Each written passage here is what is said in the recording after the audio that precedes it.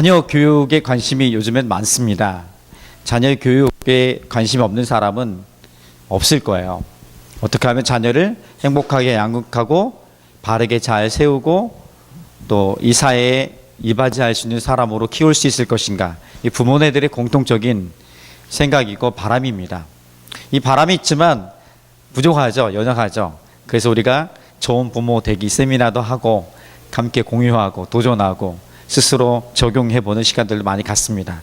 그렇게 하면 금방 달라질 것 같은 또 금방 안 달라져요. 쉽지 않습니다. 여러 가지 또 시행착오를 하고 오래 걸리기도 합니다. 자녀가 없어도 또 우리에게는 영적인 자녀들이 있습니다. 여러분이 주어진 소그룹의 멤버들, 우리는 언젠가 또 제가 얘기했듯이 하나님 안에서 한 가족이라는 개념을 갖기 때문에 오늘 내게 맡겨진 그 아이들은 나의 아이들, 영적인 아이들과 같은 것입니다. 마치 사도 바울이 디모데를 양육하고 세웠을 때 영적 아들과 같이 생각했고 디모데 역시 영적 아비로 사울을 그렇게 바라보고 섬겼던 것처럼 우리에게도 그런 자녀들이 분명히 있습니다. 그리고 꼭 굳이 소그룹이나 혹은 우리가 어떤 교육을 담당하는 아이들이 없을지라도 공동체의 어른들은 우리 모두가 섬겨야 될 부모고 또 부모로서 또 아이들을 양육할 다음 세대를 그리고 젊은 세대를 이끌고 좀 모범을 보여야 될 영적 아비와 같은 삶을 살아내야 하는 것들도 또 그리스도인의 공동체 안에서 마땅한 바입니다. 자, 그런 면에서 우리 모두가 자녀 양육의 일에 대한 다음 세대를 잘 양육하기 위한 그런 자세와 생각은 모두가 다 한결같이 중요하다고 생각할 수 있습니다. 자, 그런데 문제는 뭐냐면 자녀 교육을 통해서 어떤 게 성공이냐 이런 정의를 내리는 게 중요합니다. 많은 사람들이 자녀를 교육해서 어떤 사람이 되는 것이 행복이고 성공이다 이런 정의를 내립니다. 근데 그것을 보면 대부분 어떤 나오는 형태적인 가지고 있는 소유하는 그런 것들이 있습니다. 그러니까 많은 사람들이 내가 뭘 가지고 있으면 혹은 내가 무엇을 하고 있으면 어떤 자리에 있으면 이런 부분에 대해서 우리 가치를 성공의 기준을 많이 잡습니다. 저도 많이 그랬고요. 쉽게 그런 부분을 잡을 수 있습니다. 그것이 나쁜 것은 아니에요. 근데 그것이 나쁜 것은 아니지만 그것만 갖고 있으면 정말 성공의 기준을 잃어버릴 수 있습니다. 그러니까 우리가 가지는 해빙의 문제나 혹은 내가 지금 무엇을 하는 doing의 문제 이것에 세상은 온통 집중되어 있습니다. 그래서 누가 더 많이 갖고 누가 더 힘이 있고 다스릴 수 있는 그런 일을 하고 있느냐에 따라서 이 사람이 잘 사냐 못 사느냐 성공했느냐 못했느냐가 결정되어집니다. 아무리 그것이 아니라고 부인하고 있을지라도 우리가 살아가는 세상이 그것이 있으면 좋은 것을 알기 때문에 편하고 쉬운 것을 알기 때문에 부인하지 않고 그리스도인조차도 하나님과 더불어서 그것을 쫓아가고 있는 마치 이스라엘 백성들이 하나님과 더불어 우리의 피로들 우리의 욕심들을 채울 수 있는 그 어떤 신들을 찾아갔던 것처럼 지금 역시 똑같이 비슷한 모습들이 우리에게 있다는 것을 부인할 수는 없습니다. 그런데 이것을 깨트리고 이것이 소중하지 않은 것은 아니지만 이것에 몰입해서 이것만이 전부가 아니라고 고백하고 바른 삶을 살아갈 수 있는 길이 있다면 그것은 뭐냐면 비잉의 문제, 존재의 문제예요. 존재의 문제를 관심을 갖게 된다면 이 존재의 문제에서 관심을 갖게 되면 굉장히 철학적이 되고 어려워지지만 늘 주님은 여기에 관심이 있는 거예요. 네가 어떤 존재니? 너가 어떤 존재로 살아가니? 네가 어떤 존재로 살아갈 것이니? 어떤 존재로 그것을 그 책임과 어떤 사명을 남길 것이니? 이거에 온전히 관심이 있다는 것입니다. 근데 우리가 이 부분을 알고 있으면서도 쉬운 것은 아니고 뒤로 간과해버리기 때문에 보이는 것, 가지고 있는 것에 좀 초점을 맞추는 경향이 있습니다. 자, 그런 면에서 우리 자녀 교육, 자녀 양육에 있어서 성공의 정의를 내리는 것은 가장 중요한 것입니다. 뭐냐면 순종입니다. 하나님의 자녀로서 부모가 자녀에게 바라는 가장 기본적인 것은 그 존재 자체에 부모에게 순종하는 자녀입니다. 이것이 맞고 합당한 걸 성경이 얘기하고 있고 이것은 곧 부모에게 순종은 곧 하나님에 대한 순종과 같은 개념으로 보고 있는 거예요. 하나님에 대한 순종은 곧 부모에게 대한 순종으로 같이 가고 있는 것입니다. 비록 부모가 온전치 않고 부족하고 연약할지라도 우리 스승이 부족과 연약할지라도 내가 그 순종이 하나님을 섬기는 것과 동일하다고 생각한다면 물론 그 순종 자체가 그런 거룩하지 않고 세속적이고 이 불량한 것에 순종할 것은 아닙니다. 그러니까 내가 부모를 섬김으로 하나님의 영광이 나타나 하나님을 섬기는 것이 같다면 그것은 동일하게 섬기는 것 같은 것입니다. 이 원리는 이것과 똑같은 것이에요. 하나님을 어떻게 섬길 것인가? 사람을 섬기는 거예요. 사람을 잘 섬기면 하나님을 섬기는 것과 똑같다. 세임이에요. 같은 거예요. 동일하다고 하나님 보고 계신 거예요. 우리는 마치 하나님을 섬길 수 있는데 사람을 섬기기 참 어렵습니다. 하나님은 내가 계속해서 내 삶 평생 또 섬길 수 있겠지만 나랑 불편한 관계에 있는 사람을 섬기기 참 어렵습니다. 그것은 역시 하나님도 섬기지 못하는 삶과 동일한 것이에요. 내가 사람을 잘 섬기면 물론 나와 똑같은 내가 잘 섬겨도 오해를 불러 이렇게 비난과 모욕을 당하는 경우도 있습니다. 참 어렵죠. 잘해줘도 잘해주는 거 모르고 그것이 당연한 것처럼 착각하고 있는 사람들도 많습니다. 세상에. 지혜가 필요하겠죠. 그러니 보편적으로 지금 말씀을 드리는 거예요. 그러니까 일반적으로 우리가 사람을 섬김으로 하나님을 섬길 수 있는 거예요. 어려운 사람을 섬김으로 똑같이 어려운 사람 섬기는 것 자체가 하나님을 섬기는 것과 똑같다고 주님은 얘기하고 계신 거예요. 굉장히 세속적이고 세상적인 것 같습니까? 이게 성경적이고 거룩한 삶이에요. 자녀 교육도 마찬가지입니다. 하나님께 순종하는 사람으로 우리가 세워가는 것, 곧 부모에게 순종하는 삶을 살아가게 하는 것, 이것이 우리에게 주어진 자녀들을 향한 하나님이 주신 성공의 정의라고 말할 수 있습니다. 그래서 그토록 많이 순종에 대해서, 가르치는 것에 대해서, 살아내는 것에 대해서 살아가지 못하지만, 잘 듣지 못하고 순종하지 못하지만 계속해서 반복하는 그 이유가 여기에 주님의 마음이 있기 때문에 그런 거예요. 그래서 이 불편한 마음들을 우리가 모른 척하지 말고 살아갔으면 좋겠어요. 불편해요, 사실은 순종 자체가. 왜냐하면 순종은 이 불편함을 깨트리고 좀 훈련하고 배우고 자기를 낮추고 자기 자존감도 좀 자존심도 내려놓고 자기의 어떤 누리신 마땅한 권리도 내려놓을 때가 있습니다. 그러니까 불편할 수밖에 없는 거야. 그런데 이 불편함을 잘 훈련하면 그만큼 더 풍성한 삶이 우리 가운데 자유로움들이 있다는 것을 보게 됩니다. 불순종은 가르치지 않아도 잘해요. 우리 아이들에게 불순종 가르친 사람이 있습니까? 우리가 가르치는 제자들에게 불순종을 가르친 사람이 있습니까? 근데 더 잘해요. 배우지 않아도 잘하는 거니까 결국 우리가 잘하기 위해서는 성공을 잘 만들어가기 위해서는 가르치고 훈련한 일을 멈추지 말고 나 역시 하나님 앞에서 사람들 앞에서 그렇게 훈련하고 순종하는 삶을 살아가는 일들을 멈추지 말아야 될 이유가 있습니다. 부모가 배우기를 멈추면 자녀도 배우기를 멈춘다는 사실을 꼭 이해해야 돼요. 부모가 잘하는 것, 성장하는 것, 성품을 개발하고 아이를 대하는 것, 혹은 내가 사람을 대하는 것, 하나님을 향해서 내 마음의 자세를 보이는 것, 하나님을 예배하는 것, 혹은 사람과 사람과의 만남 속에서 이루어지는 모든 것들에 대해서 내가 이전보다 조금 더 성숙하고 깊어지고 더 온유해지고 더 선한 일을 행하게 되고, 그리고 자기가 움켜쥐기보다 움켜쥘 수 있지만 내 것이라고 할 수 있지만 이것을 좀 펴서 내 것을 함께 공유하신 넉넉함을 보여주고, 배려죠, 섬김이죠, 나눔이죠, 헌신이죠, 이것들이 좀 더 많아지고 넓어지는 이런 삶의 훈련들, 변화들, 성장들이 멈춰지면 우리 아이들에게도 아무리 얘기해도 들어가지 않습니다. 배려가 중요한 것이고 사람이 소중하고 때로는 네가 좀 희생하더라도 사람을 살리는 게 중요한 것이야. 절대 통할 수 없습니다. 이런 소중한 가치들을 가르칠 수 없는 것이죠. 자, 그러므로 내가, 부모가 혹은 교사가 혹은 목회자가 성장을 멈추면 우리 자녀들도 성장을 멈출 수 있다는 것입니다.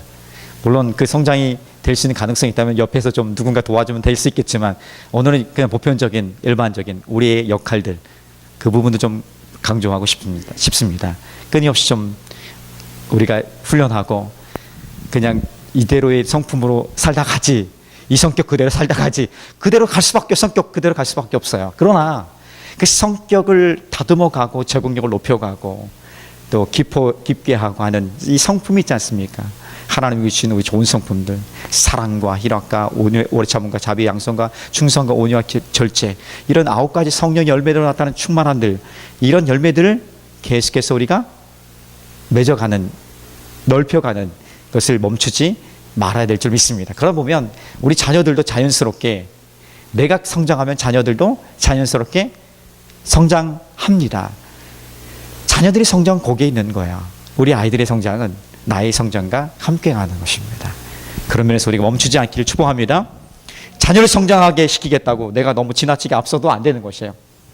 시편 127편에서 얘기하는 칼렐 지브란이 그것을 아주 예언자라는 글을 썼습니다. 이 글을 쓰면서 노벨 문학상을 받았던 분인데, 자신은, 부모는 화살이 아니라 활이라는 거예요. 활. 그러니까 부모는 세상의 모든 부모는 화살이 아니에요. 화살은 우리의 자녀들이 가서 꽂혀야 될 것이겠죠. 우리는 관역을 향해서 방향을 잡아주는 활 역할을 하는 거야. 그 방향을 잡았다면 활의 역할은 화살이 돼서 날아가는 것이 아니라 화살이 그 관역에 꽂힐 수 있도록, 잘 갈 수 있도록 더 구부러지고 더 헌신하고 희생하고 사랑하고 베푸는, 더 구부러짐으로 그 일을 감당하면 화살이 제 방향을 향해 날아갈 수 있게끔 도와줄 수 있는 것이죠. 근데 마치 내가 쉬는 것도 하고 여러 가지 헌신도 하지만 답답하니까, 안 되니까, 빨리 가고 싶으니까, 그래도 출세하고 성공하고 당당하게 살아가게 하고 싶으니까 내가 그 화살이 되어서 같이 날아간다면 어떻게 되겠습니까? 제대로 되겠습니까? 착각하지 말아야 되는 것이에요. 그래서 이 부분들을 오늘 좀 더 깊이 있게 생각해 볼 시간이 있을 것입니다. 그런 면에서 우리가 부모가 생각을 하고 끊임없이 연구하고 내 삶을 돌아보고 반성하고, 그리고 반성이 끝나는 것이 아니라 어떻게 살 것인지를 돌아보고, 그리고 계속 성장한다면 우리 아이들도 자연스럽게 성장의 길에 함께하게 될 줄 믿습니다. 다윗이 평생 그렇게 왔어요. 다윗이 평생 하나님과 동행하며 하나님의 주신 말씀에 따라서 그렇게 성장하며 그렇게 조금씩 자라서 흔들림 없이 왔습니다. 그가 가장 어려운 시기였던 그 시기에도 하나님과 동행하며 성장하는 시간을 가졌습니다. 그는 소년 시절부터 부모로부터 그렇게 많은 사랑을 받지 못했던 것 같습니다. 8번째 아이로 태어나서 그냥 이렇게 형들과 상관없이 목동으로서 혼자 지내야 될 상황이었습니다. 그럼에도 불구하고 그는 그곳에서 우울하지 않았습니다. 오히려 하나님을 경험하고 하나님과 함께 하시면서 누구보다도 직접적으로 경험했던 사람입니다. 거기서 많이 배웠던 것이죠. 그가 그런 하나님과 동행하는 삶을 살다가 이 이스라엘의 슈퍼스타로 떠오른 거야. 그때도 그는 겸손함을 잃지 않았습니다. 내가 한순간에 슈퍼스타가 되어서 로또 당첨되었을 때 무너진 사람들이 굉장히 많지만 다윗은 무너지지 않았습니다. 겸손의 몸에 배도록 훈련했습니다. 여전히 성장하는 것을 멈추지 않았습니다. 그리고 그것 때문에 사울 왕의 시기로 도망 다녀야 됐습니다. 정적인 망명자로 살아야 됐던 거야. 10여 년에, 그것도 가장 10대 후반부터 20대까지 이 10여 년의 가장 소중한 인생에 있어서 정말 중요한 시간을 그는 광야에서 숨어 다니며 목숨을 구걸하기 위해서 때로는 미친 사람처럼 침 질질 흘리고 다녀야 했습니다. 정말 비참한 삶을 살아야 됐고 한순간도 편안히 그렇게 잠을 잘 수 있었을까? 물론 잘 수 있었겠죠. 그러나 도망 다님, 생명의 위협은 여전히 사울로부터 받기 때문에 그 두려움과 위협은 여전했던 것입니다. 그때에도 그는 하나님을 버리지 않았고 여전히 성장했어요. 가장 절체절명의 위기 속에서도 그는 하나님을 찾았고 하나님을 향한 마음을 잃어버리지 않았어요. 오히려 성장하고 더 깊어지고 더 넓어지는 삶을 살았습니다. 그런 우여곡절을 다 겪고 훈련을 통해서 성장하며 그는 당당히 이스라엘 왕으로 등극합니다. 그의 나이 37세가 됐을 때입니다.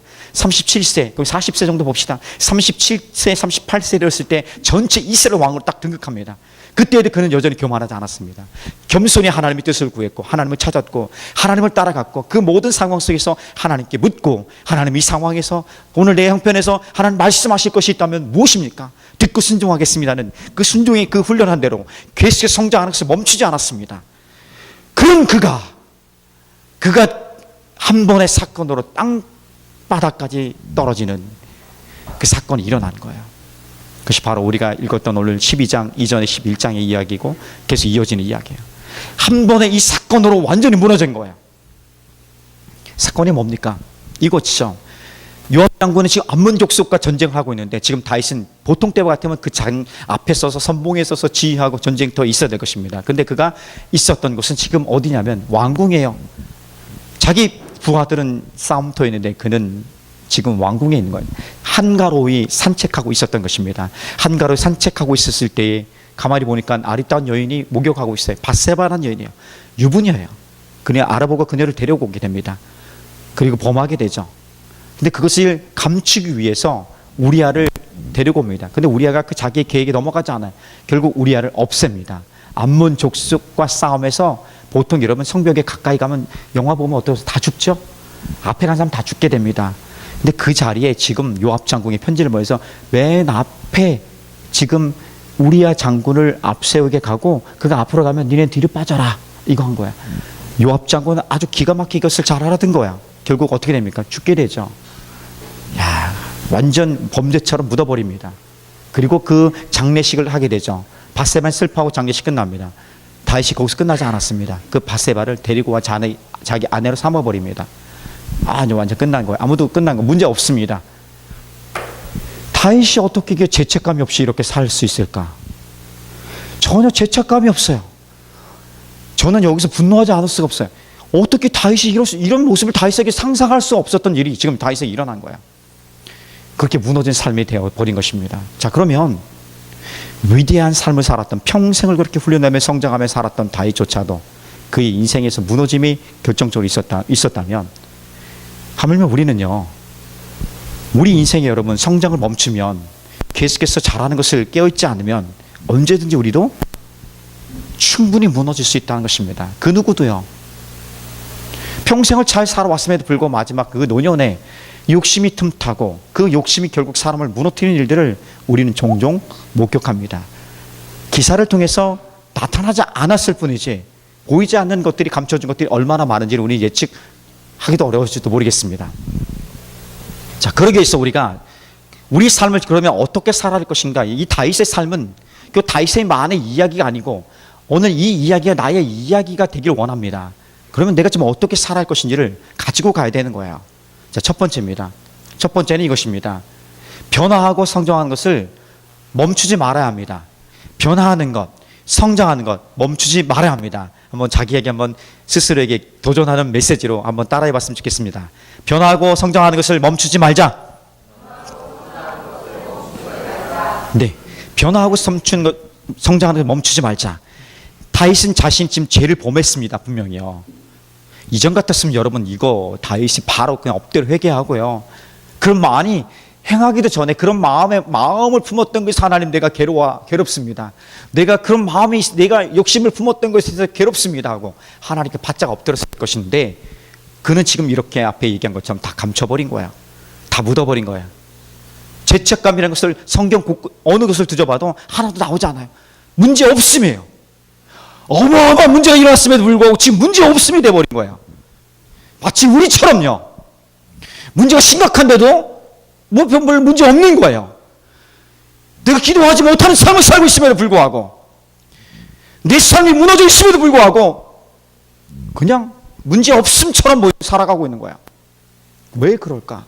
다윗이 왜 그랬을까? 결정적인 것은 하나님에 대한 의식이 없었던 거예요.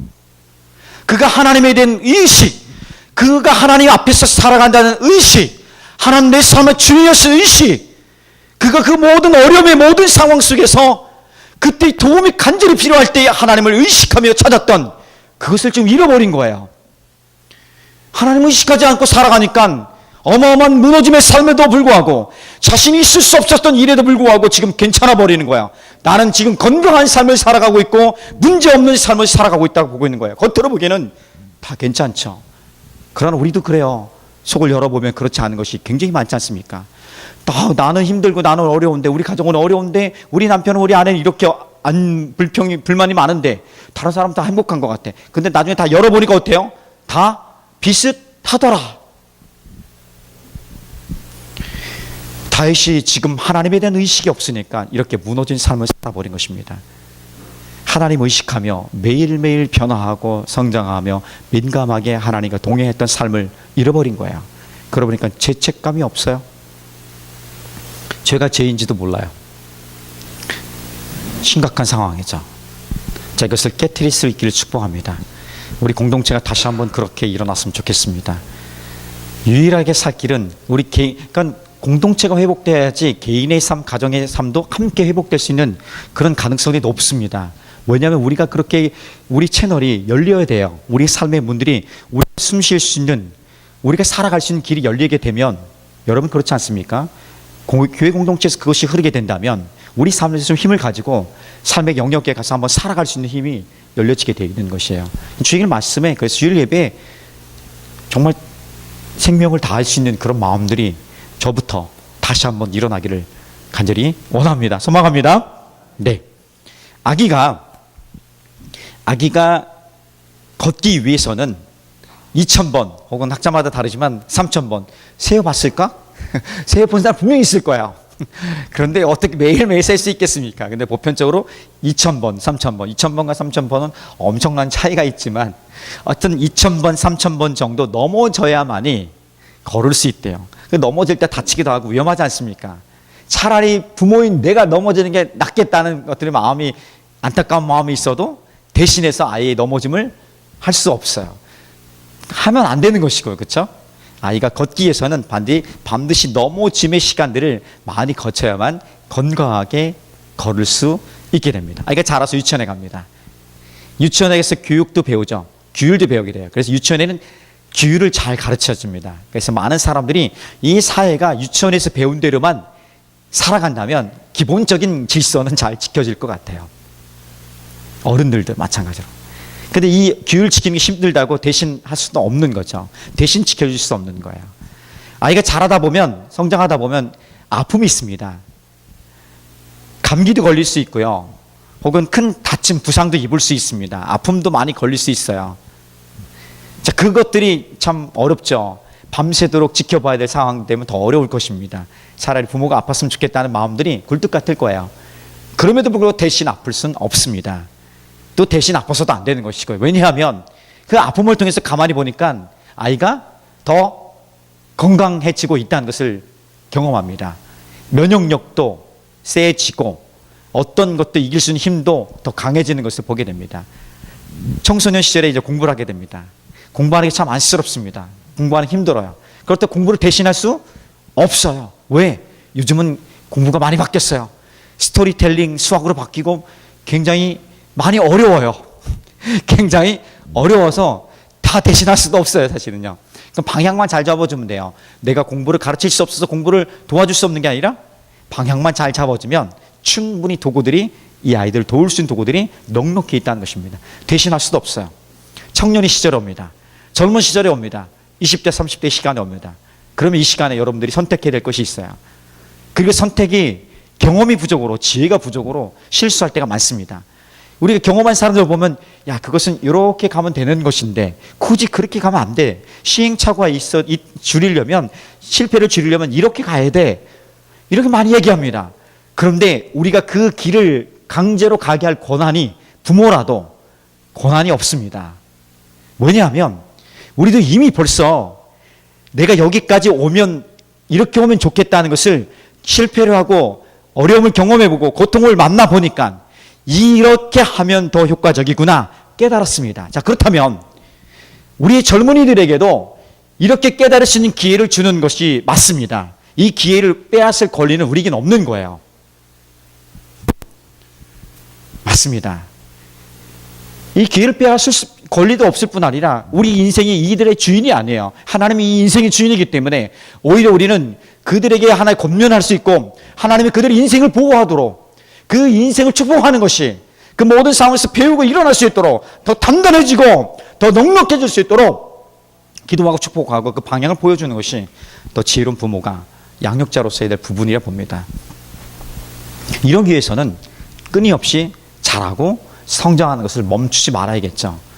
이런 생각이 멈춰 있으면 20대든 30대든 40대든 50대든 그 이상이든 간에 이 생각이 멈춰 있으면, 변화와 성장을 위한 멈추면 더 이상 우리 공동체는, 우리 다음 세대는, 우리 아이들은 자라갈 수 있는, 더 성장할 수 있는 기회마저도 잘 찾을 수 없을지도 모르겠습니다. 그러므로 첫 번째 다윗의 삶에서, 무너진 삶에서 우리가 가져야 될 중요한 것은 뭐냐면 끊임없이 변화하고 성장하는 것입니다. 그리고 변화의 성장에 누구도 익숙해질 수는 없어요. 두려운죠. 안주하는 게 그냥 익숙한 것이 좋은 삶인데, 익숙한 것이 편하고 좋은데 이것을 깨트리고 변하고 성장한다는 것은 두려움 자체예요. 그럼에도 불구하고 쇄신하지 않으면 살아가기 어렵다는 생각을 좀 생각하고 살아가기를 축복합니다. 소망합니다. 그런 공동체가 되기를 예수님의 이름 축복합니다. 아멘. 두 번째입니다. 다윗의 이야기는 한번 따라해 보시죠. 그것은 나의 이야기입니다. 다윗의 이야기만이 아니라 오늘 나의 이야기라는 사실을 성경은 우리에게 좀 가르쳐 줍니다. 자, 사무엘 하 12장 1절부터 6절은 읽지는 않았는데 이 배경을 좀 알아야 됩니다. 나단 선지자가 이런 다윗의 범죄함을 보고 곧장 하나님 보내셔서 다윗에게 나옵니다. 다윗에게 올 때는 아주 부드럽게 다가갑니다. 다윗 왕이여 하면서 다가가죠. 이런 이야기가 있습니다. 그 이야기를 하나 풀어냅니다. 어떤 양과 소가 많은 큰 부자가 있습니다. 그 옆에는 그 암양 하나만 가지고 아주 가난하게 살아가는, 힘겹게 살아가는, 그 암양 하나만 바라보고 살아가는 가난한 자가 있습니다. 근데 어떤 한 행인이 이 부자에게 찾아왔습니다. 먹을 것을 좀 달라 하니 부자가 기꺼이 먹을 것을 내어주려고 합니다. 그런데 자기 것, 그 많은 양과 소는 내버려 두고 자기 것은 아끼고 그 하나밖에 없는, 양 하나밖에 없는 그 가난한 자의 것을 빼앗아서 그것으로 대접하는 것이었습니다. 여기까지 나오니까 이 정의감이 강한 다윗이에요. 다윗은 굉장히 정의감이 강해요. 갑자기 분노하는 거예요.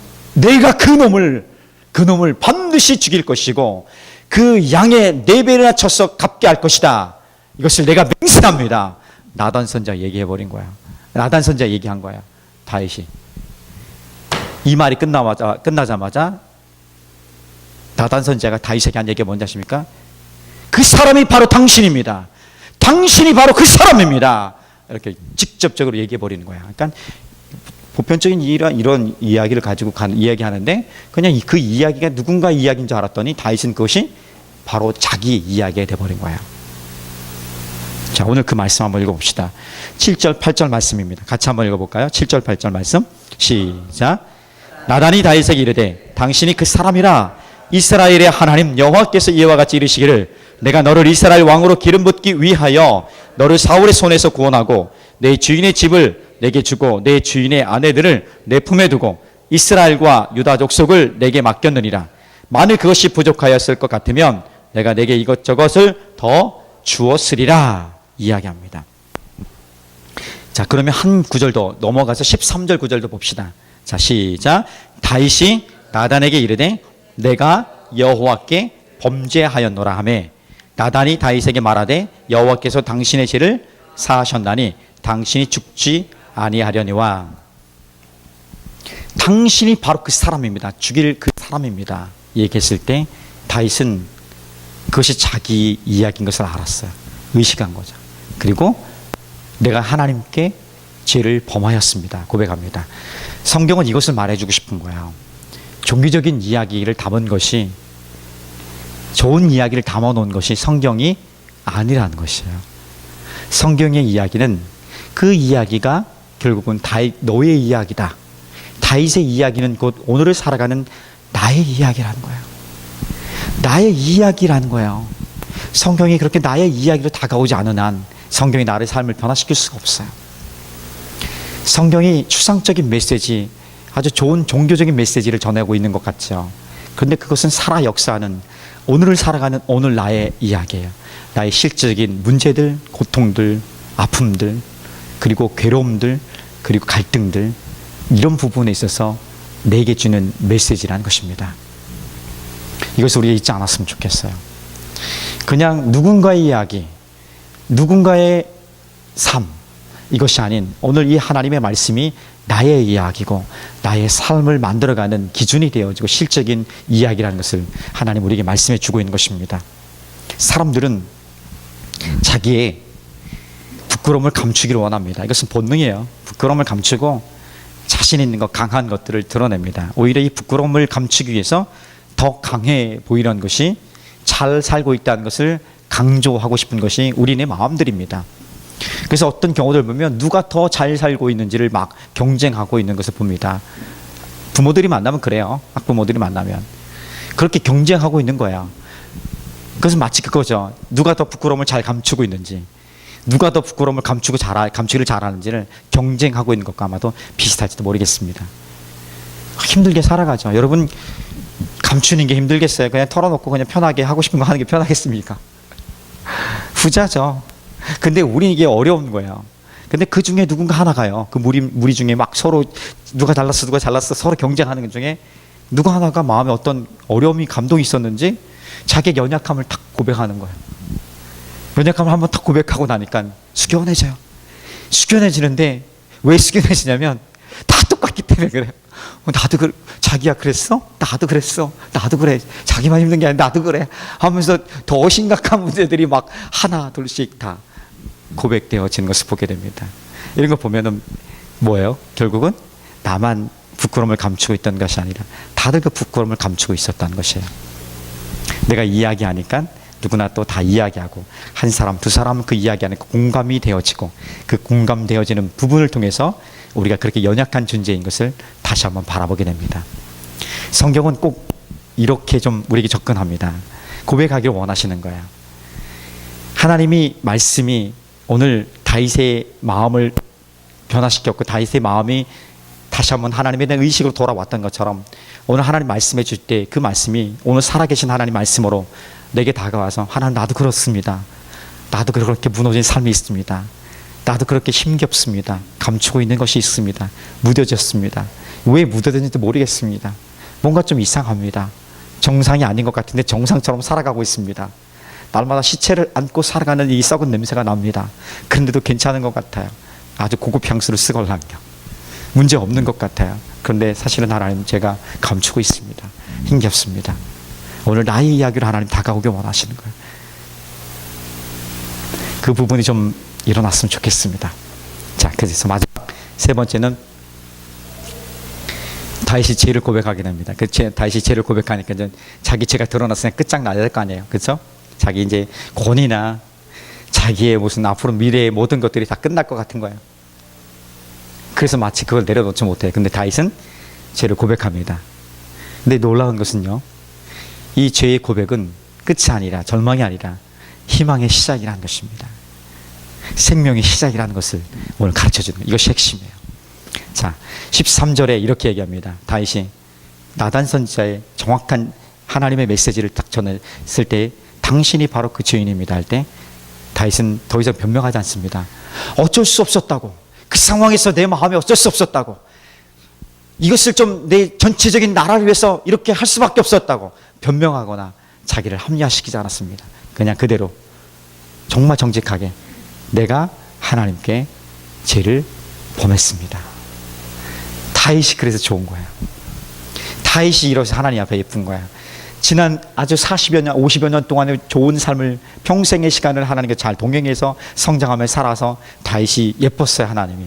그런 더 예뻤던 것은, 더 마음이 아프도록 예뻤던 것은 벌어줄 수밖에 없지만 사랑하지만 대가를 치를 수밖에 없는 그 다윗을 바라보면서 하나님, 그래도 내가 너를 사랑한다고, 내가 내 마음이 아픈 자가 너라고, 내가 정말 내 마음이 원하는 자가 바로 다윗 너야. 이 메시지 때문에 그렇다고 봅니다. 하나님 앞에 선 거예요. 그가 죄를 인정하는 순간 아마도 여러 가지 계산해 보면 복잡한 것이 많을 거예요. 굉장히 많을 거예요. 이제 그의 인생의 왕으로서 인생은 끝났다 볼 수도 있을 것 같아요. 그럼에도 불구하고 그대로 인정합니다. 그 용기의 선택, 다윗의 성품이에요.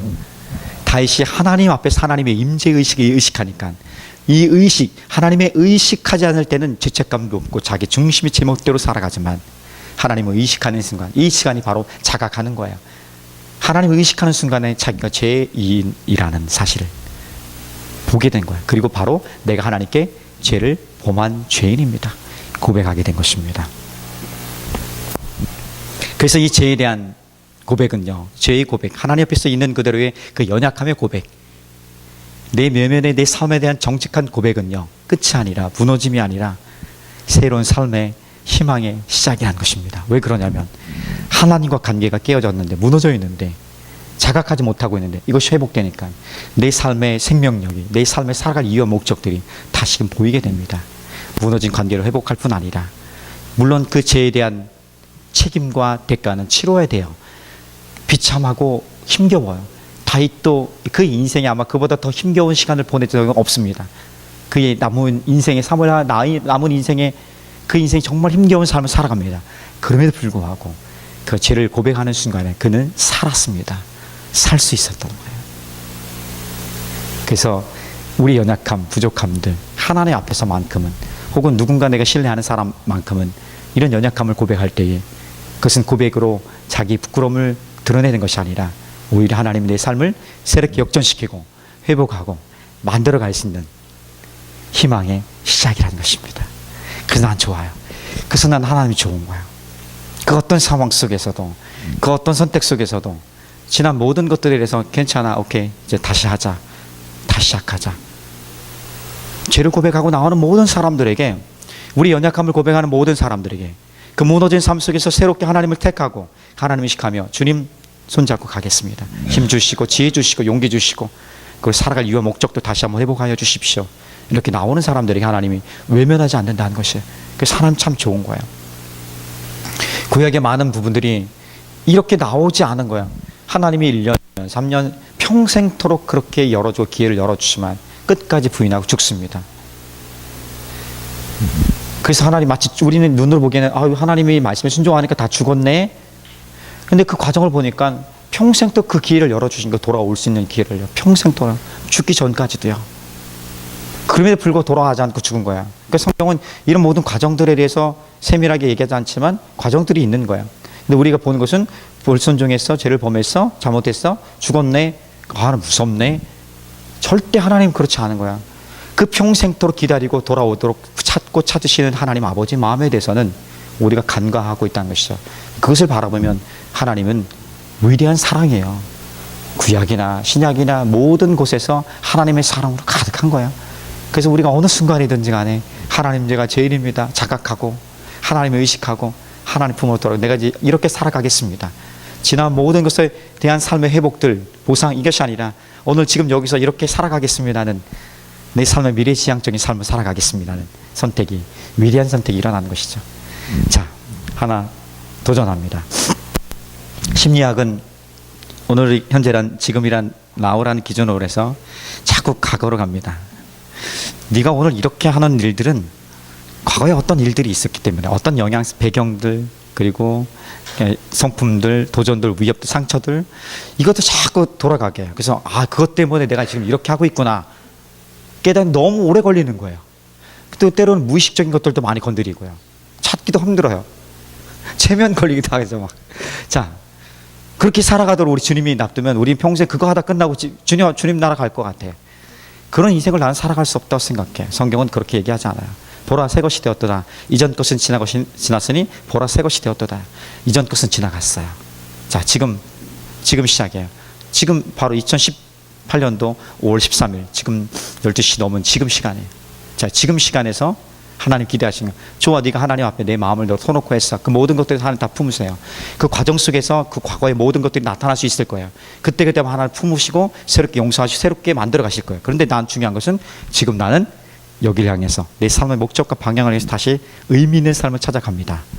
이것이 주께서 우리에게 말씀하시는 삶이에요. 성경이 우리에게 도전하는 메시지예요. 이것이 좀 힘들고 어려워도 나는 이 길을 살아갈 거야. 내가 과거로 돌아가서 자꾸 반복하는 삶을 살 것이 아니라 우울과 착각과 헤매는 그 삶의 반복이 아닌 오늘 내 삶에서 자, 주님 다시 합니다. 시작합니다. 주님 내 마음과 함께 하여 주십시오. 그래서 주님 인도하는 데 따라가는 것이죠.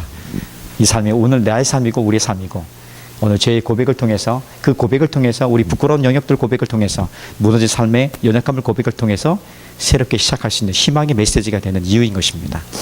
아멘. 자, 그렇게 도전합니다.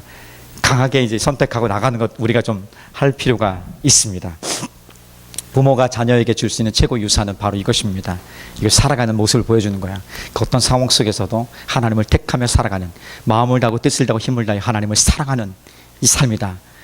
이것이 온전히 퍼펙트하게 완전히 해서 끝나고 이루어서가 아니라 그 과정에 무너진 삶이 있고 어려워도 오늘 나는 여전히 그럼에도 불구하고 하나님만을 사랑하는 삶을 살겠노라.